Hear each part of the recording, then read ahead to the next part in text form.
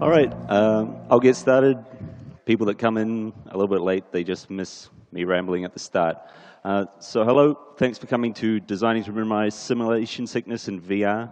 My name is Ben. I'm a researcher at Player Research. Just a little bit more about myself. I'm a games user researcher. I have a PhD in psychology. I used to be a university lecturer, and I also used to inflict driving simulators on people for about 8 years or so doing research. If you want to talk to me, you can contact me at that email address, Twitter, or this is about games, right? So please feel free to add, play games with me. I've had more conversations with people in Steam chat than over Twitter or anything like that. I work for Player Research. We're a video game user research and playtesting company. So we work for developers all over the world to make sure that the experience they're delivering with their game is their intended experience. We do playtesting, expert analysis, engagement diaries, lots of services like that. So what I'm going to talk about today is just very briefly go over, well, I'm going to be talking about simulation sickness. I'll briefly aim to go over what that is, why you should care about it, why does it occur, and then try and spend at least the more useful amount of time on how developers can reduce it. The introductory stuff is necessary because one way developers can reduce simulation sickness is to understand what it is and why it happens, and to care about it. So what is simulation sickness? Simulation sickness is often called motion sickness, but it's not quite the same thing. It's somewhat semantic about why it's not quite the same thing. In motion sickness, you are moving, and there's some kind of mismatch. In simulation sickness, you're not moving, but you're perceiving you are moving, and that's a mismatch. It's slightly different, but it's basically a group of symptoms experienced by some people when interacting with virtual environments. And that's it. It doesn't have to be in VR. It can be with any virtual environments. My career working with driving simulators, none of them were VR simulators. They were all, even some of them were just a steering wheel in front of a table, and people could still get simulation sick in these environments. But VR is a particular challenge. So what are the symptoms? Just to quickly go through these: balance issues or postural instability, that's basically falling over. People can start to sweat. They can feel disorientated, lost, lose track of where they are or what they're doing. They can feel vertigo. This is especially the case if you're simulating some kind of environment that's high up in the air, and they're likely to get vertigo in real life, then they may get vertigo in a simulation. But it can also occur due to incorrectly placed cameras or just something in particular being wrong about the simulation. You get loss of color to the skin. This is often something you can see as an early warning sign. If people are not telling you they're feeling ill, you can see them start to turn white. It's usually a bad sign. Nausea, they start to feel ill. And of course, you can also get eye strain and headaches. Eye strain and headaches I've put in brackets here because this often comes along with simulation sickness, but it might actually be something separate. It might be just simulation sicknesses experienced when using simulators, which means you're staring at a screen for a long amount of time. That may give you headaches and eye strain and may not actually be related to the other symptoms here, but it's often mentioned. And the most famous is vomiting. Now, vomiting is the most famous, of course, because it's so dramatic, but I've never seen anyone throw up in a simulator, and often in the literature when this is being talked about, that's incorrectly interpreted as simulation sickness not being as bad as motion sickness, because people often throw up with motion sickness. But one of the special things about simulation sickness is you can say, I want this to stop, and get away from it very quickly. So most people will back out before the stage is reached, but some people won't. So just as a kind of brief idea, can you please put your hands up if you've ever been simulation sick, ever felt ill? Okay, quite a few people. How about, is there anyone who often gets simulation sick who feels a lot? Okay, not so many. And that's kind of what I would expect if we talk about who is vulnerable to simulation sickness. It's very highly experience dependent. So it depends on the hardware that's being used and the software and what is being simulated. However, if we're talking about particularly sensitive individuals, the literature tends to point towards about 5 to 10% of the population being particularly vulnerable to simulation sickness. But that doesn't mean that higher numbers can't if you design a game incorrectly. There's also some limited things that there's less you can do about, but worth mentioning for interest's sake. There's some limited evidence that women may be more susceptible to simulation sickness than men. However, this could be just an experience difference in how experienced they are with virtual environments or not. There's some suggestions that certain Asian populations might be more sensitive. Again, that could be an experience thing. And one thing that's a little bit more certain is the age effect, at least with young children. Young children are very, very resistant to simulation sickness. And why that is, I'll kind of mention a little bit later. It's also sometimes talked about with simulation sickness that it's known that older people are also anecdotally known to get sick easier. And again, this could be just an experience thing. They don't have as much experience with simulations and with virtual environments as younger people do. With motion sickness, older people are actually more resistant because they've had more experience over their life dealing with different forms of motion. Now, simulation sickness is also interesting in that the chance of you getting simulation sick increases if the activity is familiar. So if you're a fighter pilot and you get in a fighter pilot simulator, you're actually more likely to get sick than a novice in that situation. Or a more common situation in VR is simulating walking around. We're all very experienced with walking around. Therefore, if something's off, we might get sick. The good news, somewhat, is that it decreases with exposure. So people can actually get over simulation sickness if they take the time to do it, but will they take the time to do it if it's a really unpleasant experience? And there may be a certain population that can't. As I've mentioned, it's not just the VR issue. Virtual environments in general can cause this, especially if they're in third person, but not necessarily. It can also be caused by user interface. The Apple parallax scroll is a famous example. Some people have to turn this off on their phones. It just makes them ill. At GDC this year, John Hobson, the lead user researcher at Bungie, was talking about the fact that if you play Destiny, there's kind of a counter scroll in the UI as you move around. And in early versions of that UI, it was making people sick because of this perceived motion effect on the screen. A more recent example of this would be using Witcher sensors in The Witcher 3. If you've played this game, when you use the Witcher sensors, the edge of the screen distorts out, it blurs, and it kind of creates this floaty experience. And you often have to move around with this to follow tracks and stuff like that. And this makes some people feel motion sick. There's mods you can find online to remove this called No More Motion Sickness. What they're referring to is simulation sickness, but that doesn't really matter. The fact is, they're feeling ill, and they're actually doing something about it.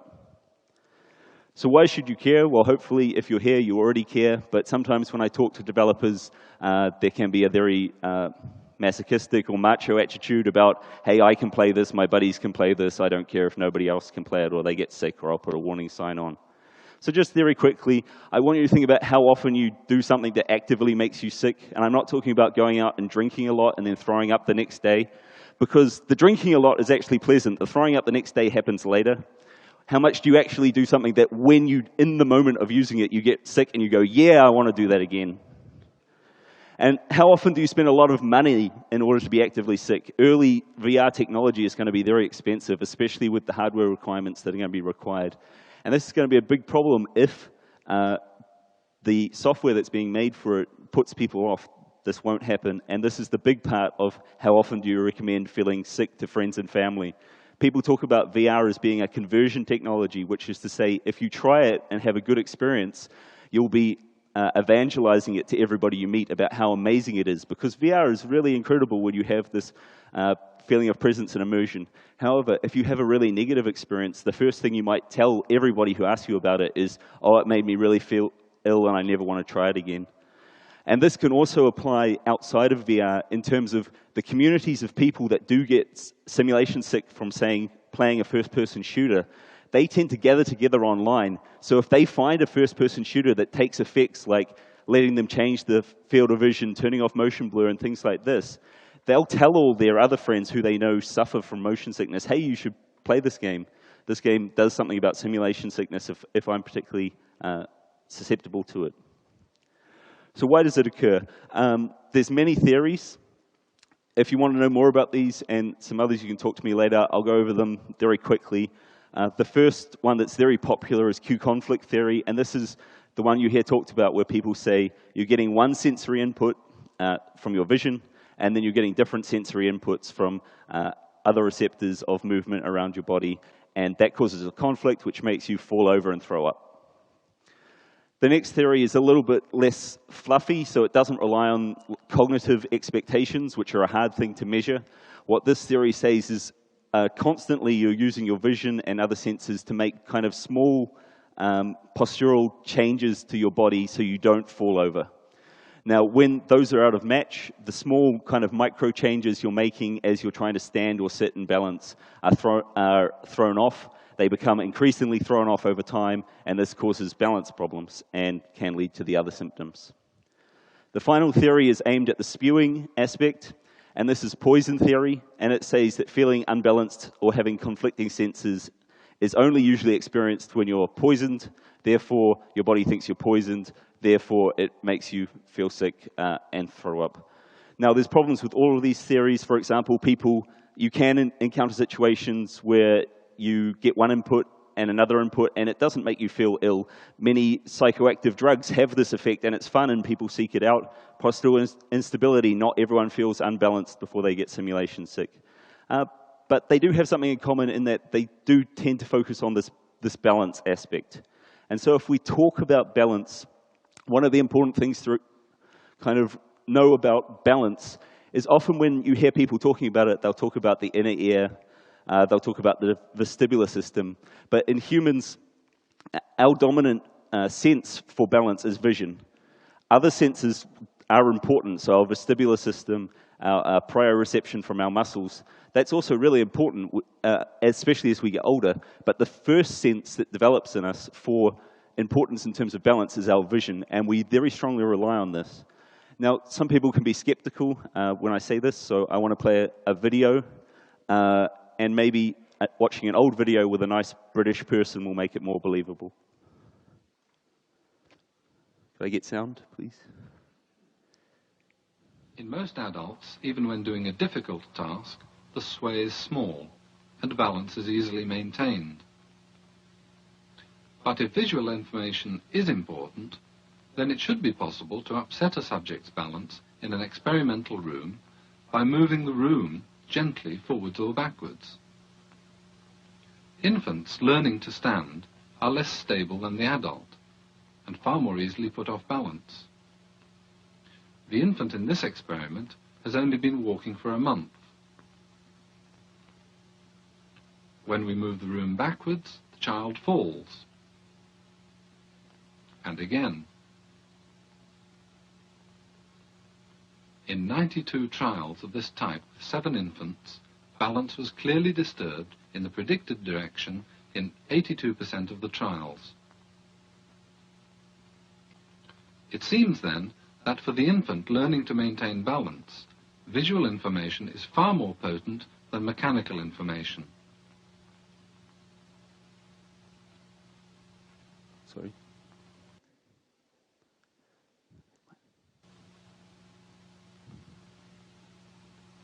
But the adult, however, is less sensitive to conflict between visual and mechanical information, and movements of the room do not, as with the infant, knock him over. But let us give him an unfamiliar balancing task, such as standing on a narrow beam.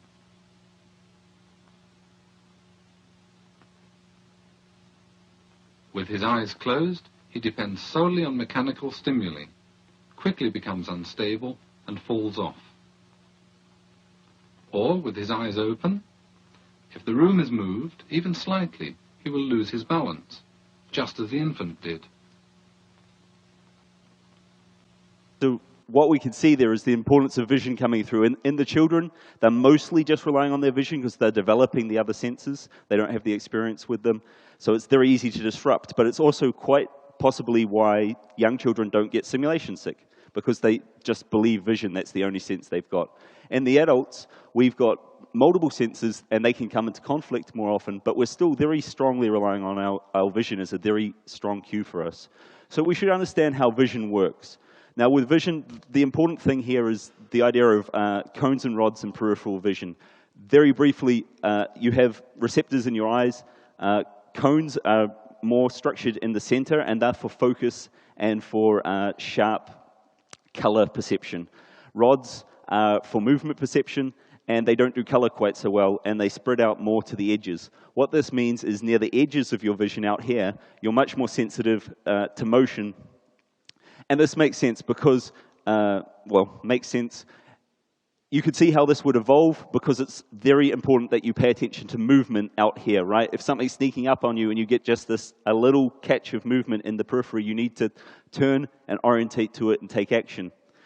So if you look at the information that's actually coming down the optic nerve to the brain, it's not the world that we see around us normally because it's being made up by your brain. The actual information that's coming in is a very small area of focus that then fades out and around the edges even starts to lose its color. Now this is just me in Photoshop kind of simulating what it looks like, but this is what is actually coming down your optic nerve. Your brain fills in the rest to make the world look not like this. Now, of course, you've got two eyes, so that means you have two vision cones coming out, and they overlap. And this overlap is also important for how vision works, because it's how we do depth perception, it's how we focus on things at different distances and know how far away they are from us. Also, the important thing here is to know about optic flow, which is what happens when you do perceive movement near the edge of your periphery. It's how we judge how fast something is moving. Both ourselves and other objects in the world is by looking at kind of how much flow, how much movement occurs around the edges of our vision is a very primary way to judge motion. And what this can lead to is something called vection. Now, vection is a sense of illusionary movement. So it's a sense of moving when you're not moving. Now, you yourself can have vection, or objects in the world can have vection. So visual illusions, that you look at a piece of paper and it looks like it's swirling and moving, that's a vection illusion. It looks like it's moving even though it's not. Probably the most famous example of an vection effect in yourself outside of VR is being in a train and having another train pull away or come to rest next to you, and it will feel like you're moving even though it's the other train that's moving. Another example would be if you're in a car wash and the brushes go past you, that often makes it feel like you're moving forward even though it's just the brushes that are moving. And again, it's because there's all this stimulus in the periphery of the vision. Now this one, this visual illusion's neat because you can actually change the motion of the train by flicking your eyes across it to the right, and it will move to the right. Flick your eyes across it to the left, and it will move to the left. I don't know if it works up on the big screen. Does it work? Yep, okay. And that's cool. You see this one online, and people say you can change its direction with your mind, but actually it's just based on what direction your eyes move across the scene changes its movement. And that's how powerful vision is in terms of movement. So why is it so bad in VR? Well, there's multiple reasons, but the screens are close to the eyes is one big thing. Because the screen is so close to the eyes, that means, and has a wide field of view, that means you can have more motion in the periphery. It means you can have greater feelings of vection and immersion. Now, this is a positive thing and a negative thing, right? We want these experiences to be immersive, but because they are immersive, that means your brain treats them as more real, which means there's more possibilities for conflict with your other senses that can lead to you feeling uncomfortable. Another thing that's been pointed at as potentially causing simulation sickness is eye accommodation, which is to say, as I mentioned, you have overlapping cones of vision, and usually what your eyes do is they focus and then move in certain ways as you move your head in the distance. However, if you're focusing on a screen that's right in front of your face, then that eye movement is different from how it is in reality. That is sent and registered by the body, that the eye movement is slightly off and you have to do something artificial, and that may make this worse. The other really big thing with VR that is less of a problem nowadays, but throughout my career working with driving simulators, if you mentioned VR headsets to people in the simulation industry, they would tend to laugh at you and say, don't be silly. And that was because of latency, which is the time between when you move your head and the screen updates. This is absolutely killer if it's not good.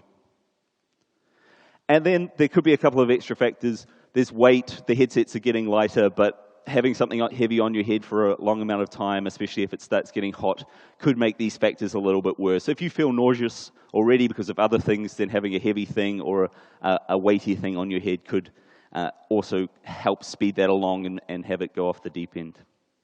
All right, so before I get into what can be done about all this stuff, I just want to show one example of a VR game, and this VR game is for phone devices, and it advertises itself as test your vestibular system. There's a bit of sound with this.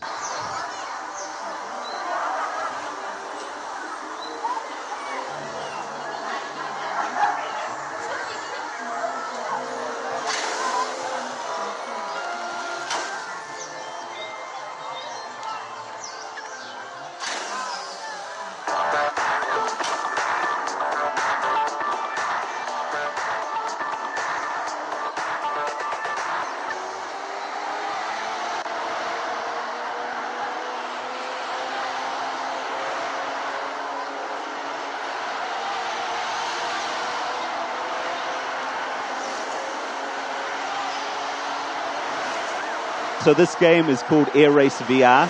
You can download it yourself. Just watching this on the screen could make some people ill even without having it on their face. And there's multiple reasons for it. It's got some latency in how it's updating. It's spinning all over the place. And so let's look at some of these. And it's important, I'm not saying that you can't make experiences like this if you want to. I mean, games is about artistic expression. It's about making a whole wide variety of experiences. So make this if you want, but if you want VR to be a well-accepted, broad technology, maybe if everybody's making games like this, it could be bad, and if that's everyone's first experience. So how could we reduce it? Well, the first couple of things are kind of basic. You should design for your platform, so you should design for the system, which is to say, don't just take games that work on PC or on console or whatever and just port them over to a VR headset and go, okay, yeah, done. That should be obvious, but I'm just going to say it just in case. You have to know what the system is. You have to research it and spend some time knowing what its advantages in terms of what gives you this good sense of immersion, what works in it and what doesn't, and what its disadvantages are, which is simulation sickness in some cases, but there are others, and look into that. So as you're looking into that, continue to research your platform, and that means really look at the hardware that is being run here. So know the refresh rate of the screens that you're dealing with, know the latency of it. If it's a screen, a head-mounted display that provides some kind of tracking, you should know what its real tracking is like and also its predictive tracking. A lot of these headsets can use software that you can use to look at how someone's moving and kind of try and predict and guess ahead how they'll move in the future to improve latency without actually having to have good real tracking. And you should, of course, know the distortion that's going to be applied as it's put into the head-mounted display. All of this stuff, at least I know that Oculus openly, and I think Valve has also talked about, they put this guidelines out there. It's not hard information to find. Oculus in particular, they have big documents about all this information. They also have a lot of people working on simulation sickness that work for them that also put out very good guides that repeat much of the information that I'm going to talk about, because simulation sickness is not a new thing. It's been around for a long time, and the research on it and how to prevent it has been around for a long time as well. So that leads to the first thing, and that's the thing that everyone will talk about, and that's that frame rate and latency, absolutely vital. Now, getting this right will be a big step, but it won't reduce it completely. But really, 100% frame rate latency, what they have to be is that you have to have consistently high frame rate and low latency. And the consistent part of that is also really important. It's not good enough to, say, hit 90 frames a second and then be oscillating up and down by 10 or 20 frames around that, because changes in frame rate are perceived as changes in motion or juddering in a scene, which will make people ill. So really, what we're targeting here, if you want to reduce simulation sickness, should be, according to the guidelines that Oculus and Valve and people like that put out, is we want to have frame rate that's at or above the display refresh rate.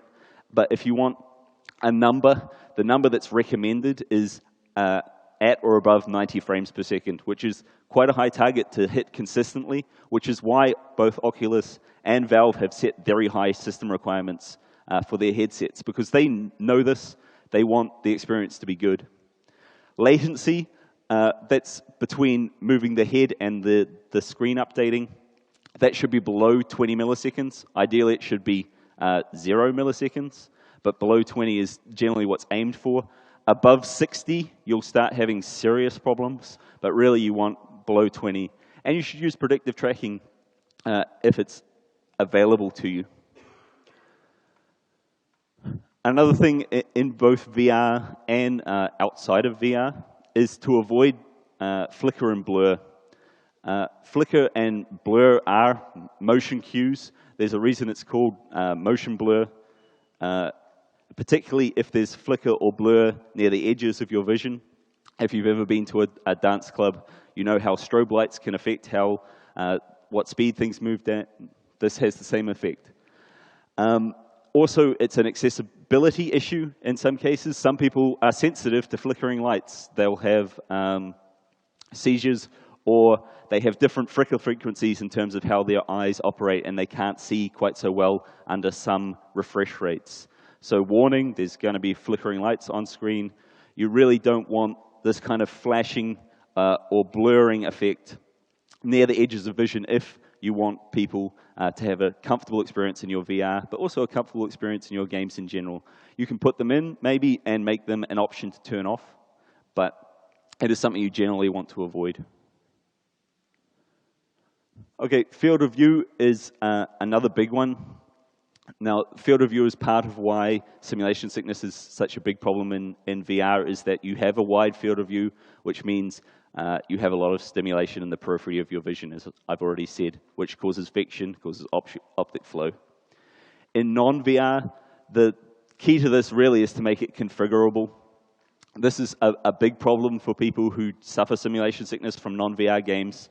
Just people sit at different distances, have different sized screens, have different thresholds for this. And I know this can be a problem if we're talking about competitive games where you don't want people to slam the field of view up really high and not play your game as it's designed. So one thing you could potentially think about doing is only let them close field of view if all that you're worried about is simulation sickness, because it's a smaller field of view that usually causes less sickness. However, some people do actually feel more comfortable with a wider field of view. So generally speaking, to be the most accessible, you should make it configurable.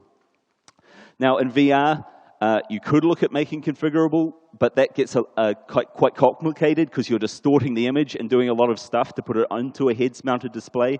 So if you let players configure the view, then that could get complicated. It could cause problems. So one thing you can do is via your game design, you can break up the field of view.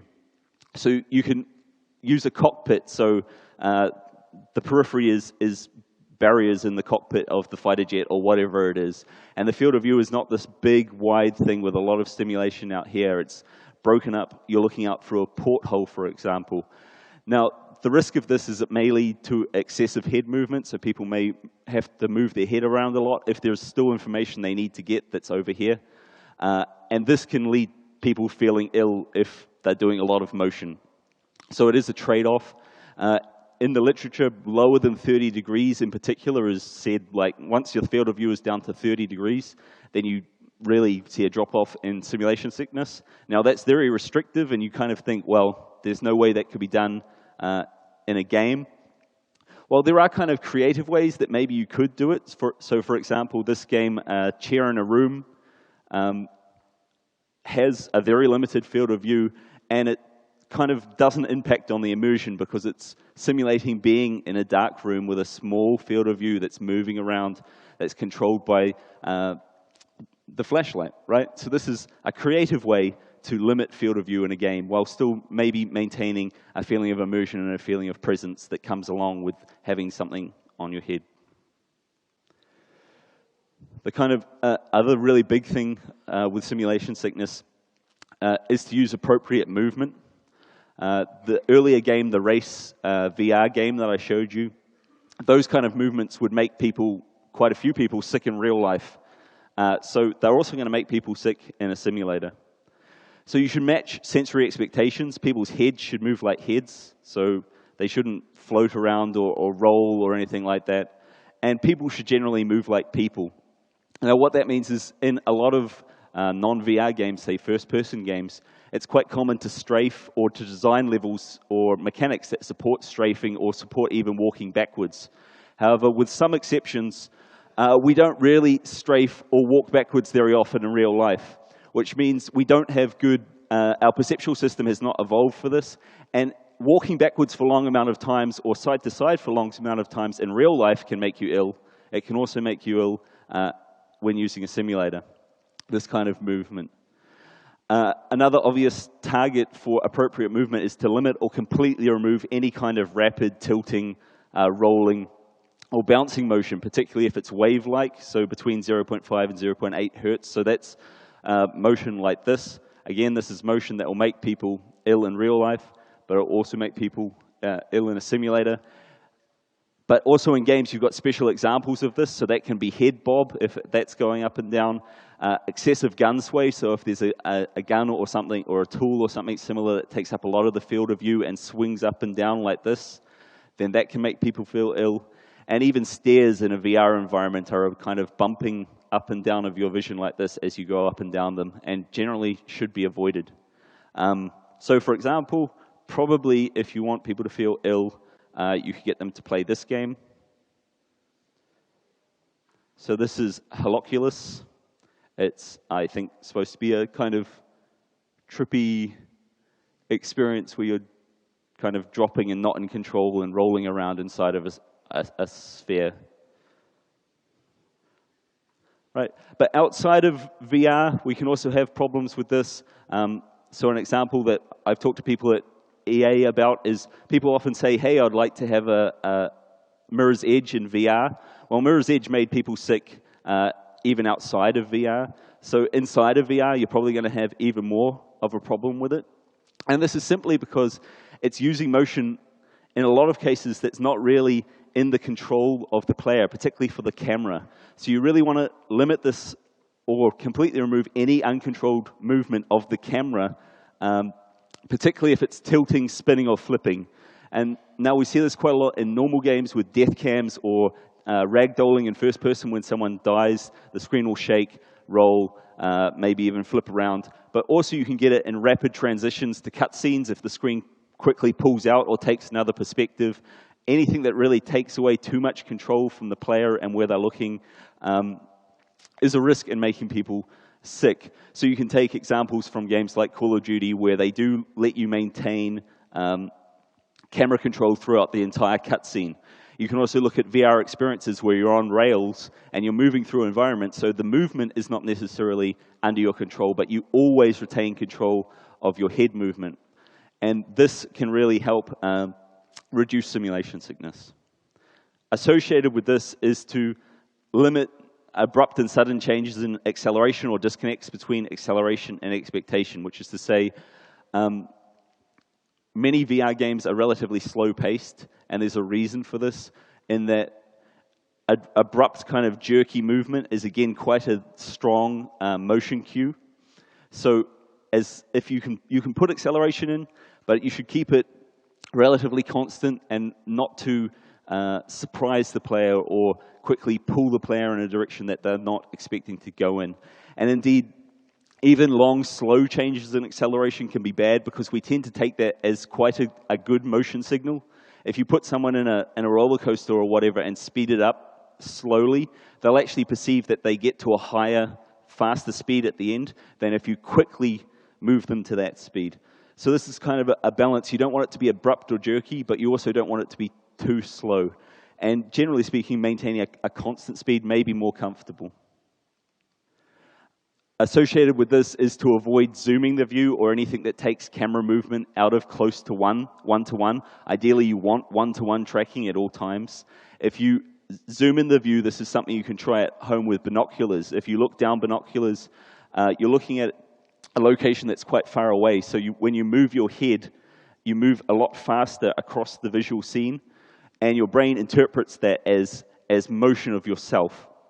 So when you zoom in, say looking down a scope or something like that in a VR game, then that will send faster motion signals to the brain than if it was in just one-to-one tracking. Associated with this is remembering camera height and closeness. This is something you can take advantage of to create feelings of speed is that if you look at this view from an early prototype of a VR game, when the camera goes up high, it feels like the motion is slower, because as we get away from visual cues near the edges of our vision, we don't have so much to judge our speed based on, we don't have so much optic flow, and so it feels like we're moving slower. When we get closer to the ground, there is a lot more stimulation around the periphery, so it feels like we speed up. It creates much more likelihood of a feeling of vection, much more likelihood of feeling ill. One step that you can take, and it's a step that Sony has taken with many of its examples that it's showing on Morpheus, is to limit first-person movement for a scene completely. So you have either someone in a static position and events happening around them, or in some cases they're sitting within a car that's being driven, but they're not the one that's actively in control. So this could be, I don't know, a cyberpunk bartending game where people come and go and you just talk to them, or whatever, or a shootout behind a bar. And there's a lot of VR games that are doing this already, and basically what it is it means that any source of conflict between motion is only to do with camera and hand movement, and is nothing to do with people moving around according to their vision, but not in reality. So you can look at a game, this is just one example, there's quite a few out there of this is VR Pong. So all that they've done is put them up on a little chair as if they're looking over a tennis match, and they're playing Pong. It's got like little special effects, and as things go on, explosions and everything happen, but they're not moving through the scene. And this is much less likely to cause simulation sickness.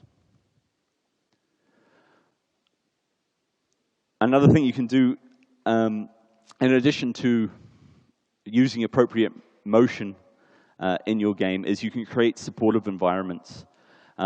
One first thing here is to match expectations. Now, matching expectations is really hard with walking because we have a lot of experience with walking, as I talked about. But driving a vehicle might be easier. Most of us are not as experienced with driving a vehicle as we are with walking.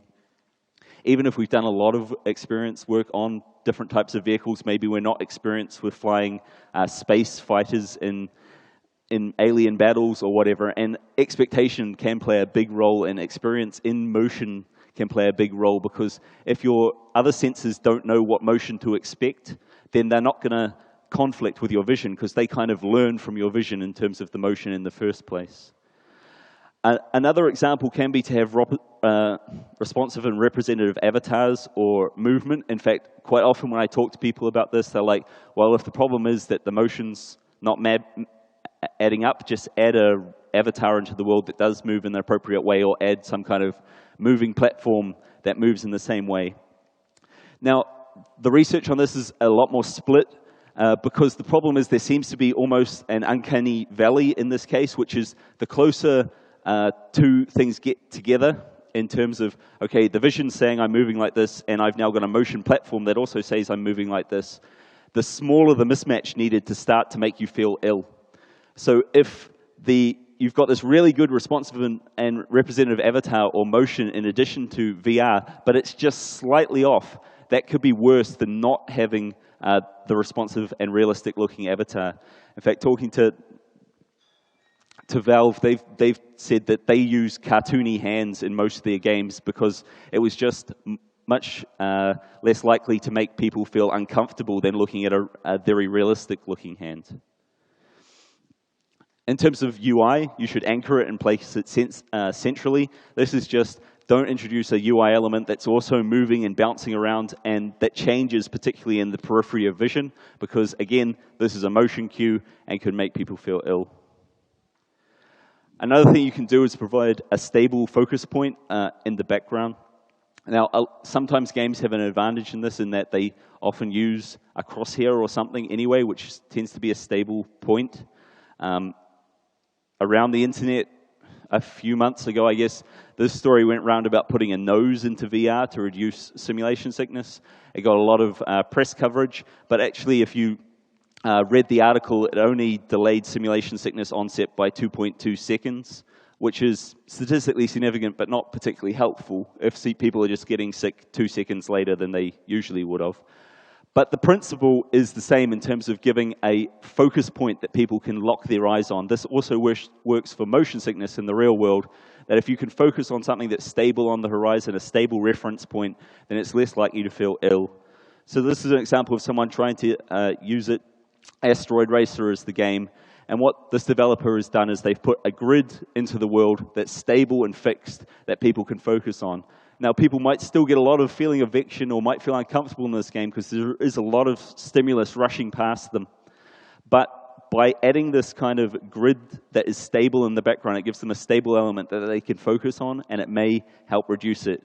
There's been some suggestions that you could add this as kind of a training wheels on games or whatever, that you could have this grid overlay that comes over your world that then people could choose to turn off if they didn't find it helpful. Outside of VR, for example, I mentioned Mirror's Edge before causing problems during development in terms of making people feel a little bit ill with simulation sickness. Or even adding this very, very little focus point, a reticle onto it, apparently had quite dramatic impacts on the number of people that were feeling ill playing the game. So this can be a considerable impact on the games to add this little focus point that people can look at. You should also make sure that your game is designed to support short play. Now this is because, as I mentioned earlier on, you can actually get over simulation sickness. It can be something that, if you give it time, that you can become accustomed to.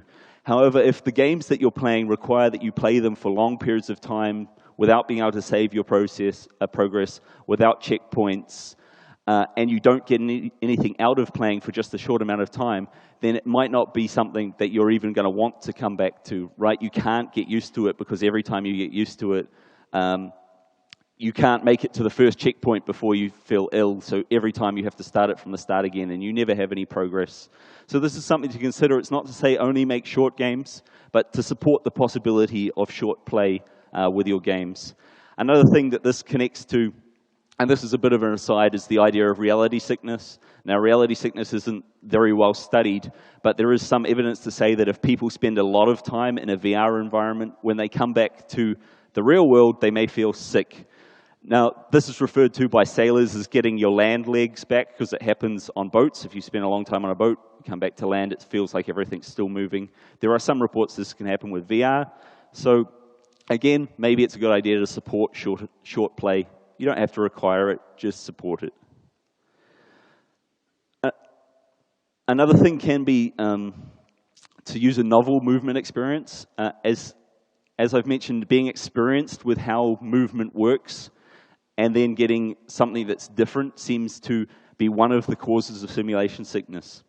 So one of the things that I've seen both Valve and Oculus recommending is considering using teleportation to move around the scene, which is to say the player looks where they want to go, there's a stable focus point that they can look at, then there's a couple of frame blink, and they're teleported to that location.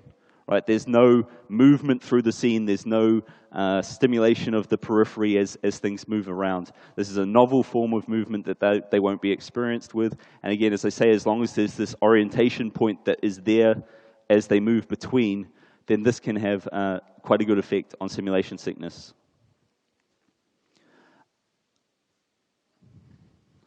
Yeah, and one thing I should add that I forgot to mention a little bit earlier is you also need to be careful with your motion experiences, in that because latency and frame rate are so important, another thing that can happen is that if the player has to jump up and down to play the game, that might mean the headset has to bump on their head, which can cause what basically looks like latency problems, right? If the screen is moving separately of how you're jumping, then that can be a problem. So even weird things like how heavy is the screen and how tight it is on people's face can be an issue when you're thinking about movement within your game. Getting close to the end here, but one is to follow standards. So that's not just standards in how visual perceptual system works, but industry standards, right? VR is a new area for the games industry at the moment. As you guys work in it, as people work in it, they'll come up with ways of doing things. And those ways of doing things, ways that movement operates, ways that cameras move, and everything like that will become standards within the VR kind of industry, and players will start to expect that kind of movement or that kind of camera orientation. It's like usability in normal games where players expect certain controller layouts. By following the standards or working with each other to know what works best and sharing and making sure that people are doing similar things, you're also matching player experience. You should also provide options.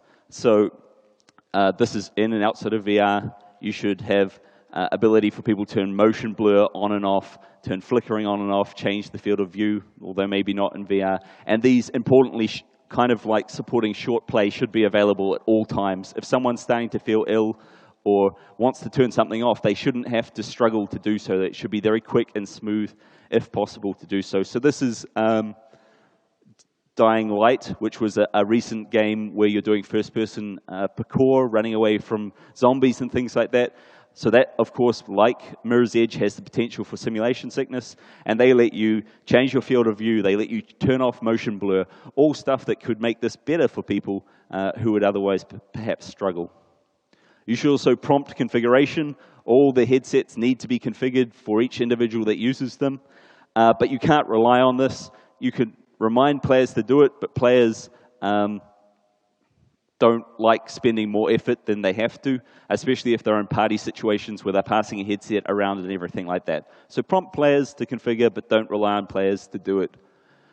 Playtest, of course, I work for a playtest company, so I'm going to say playtest, but please playtest. It's even more important with VR than it is with non-VR games, because you work with VR. If you're a VR developer, that means you're probably resistant to simulation sickness because you've chosen to use VR and you've spent a lot of time in it. That means you're a really poor tester of if the experience is comfortable. You'll probably even push it further than maybe other people would.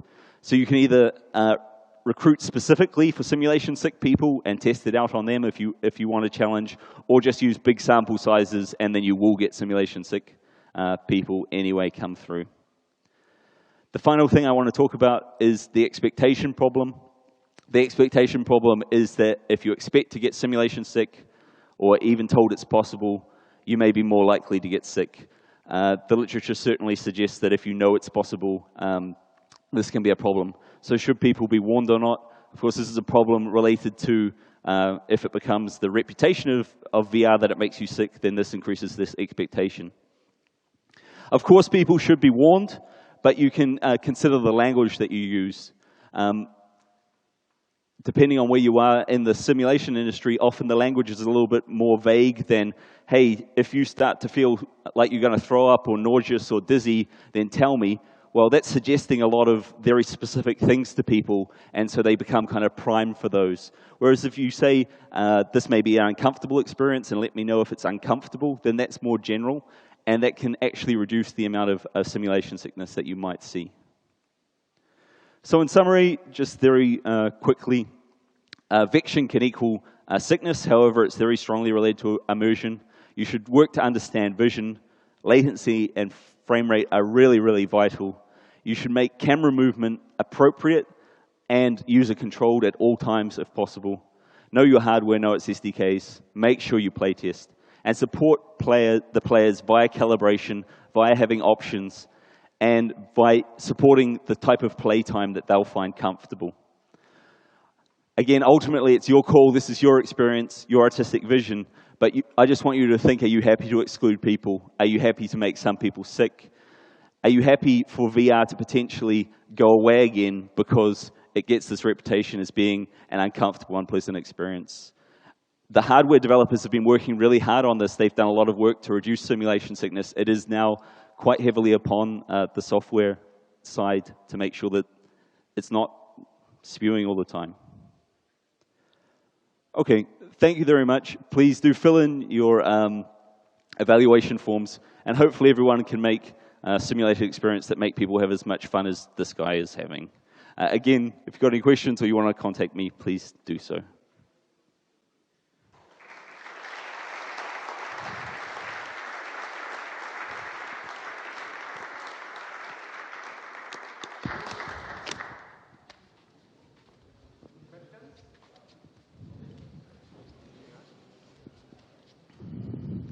So, thanks. Very, very interesting talk. Thank you very much.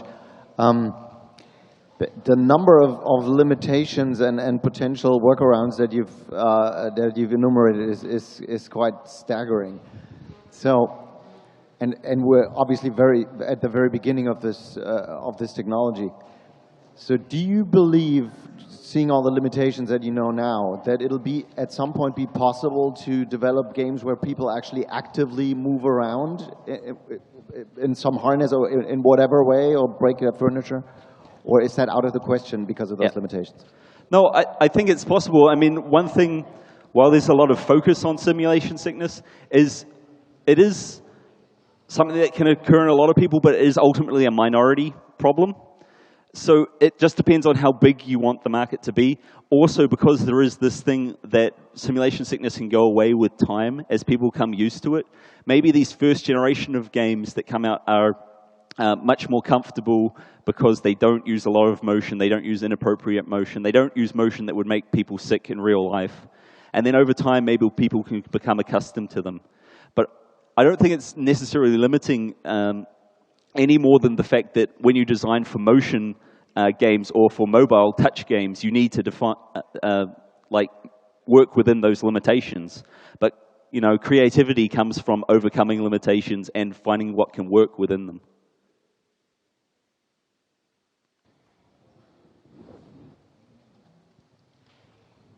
No other?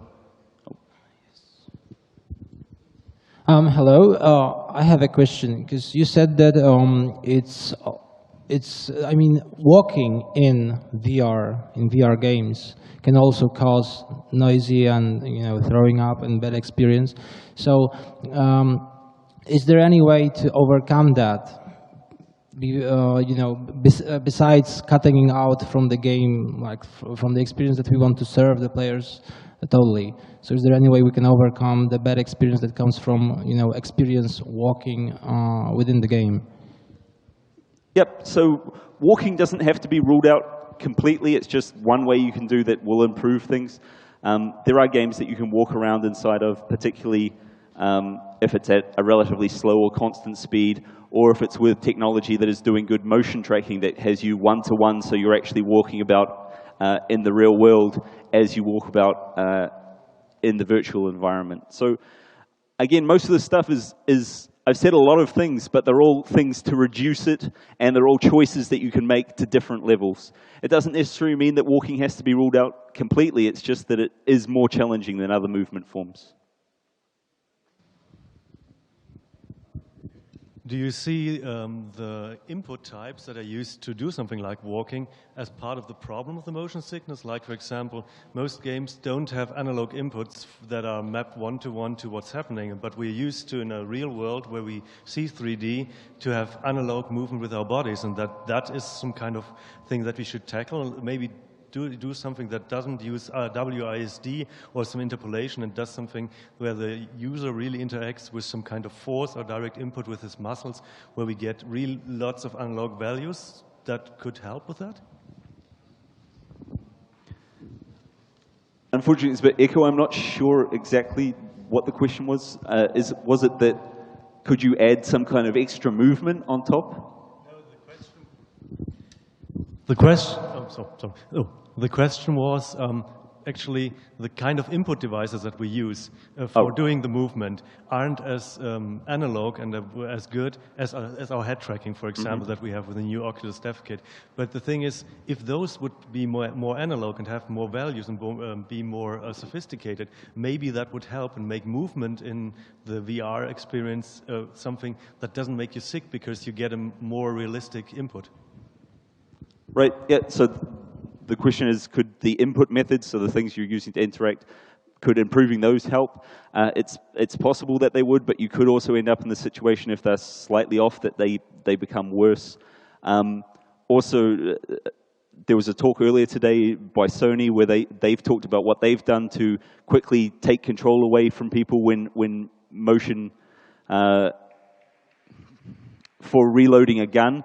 And this can happen in very short time, so it's not necessarily you need really precise inputs to overcome this problem, because the major problem is with vision and not so much with the other senses. You can trick vision in other ways, but it could possibly help.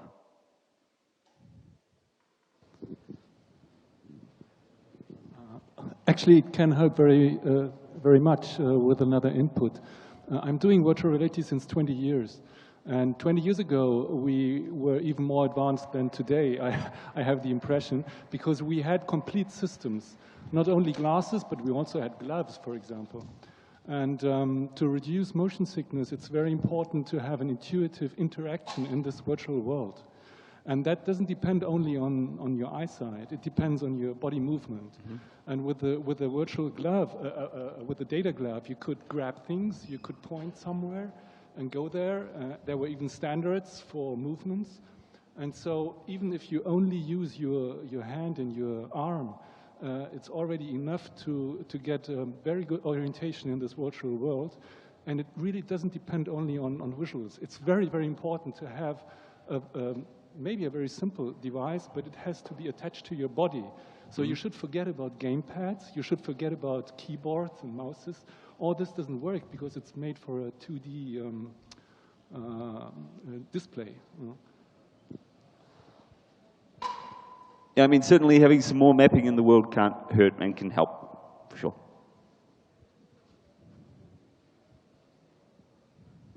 Okay. Thank you very much.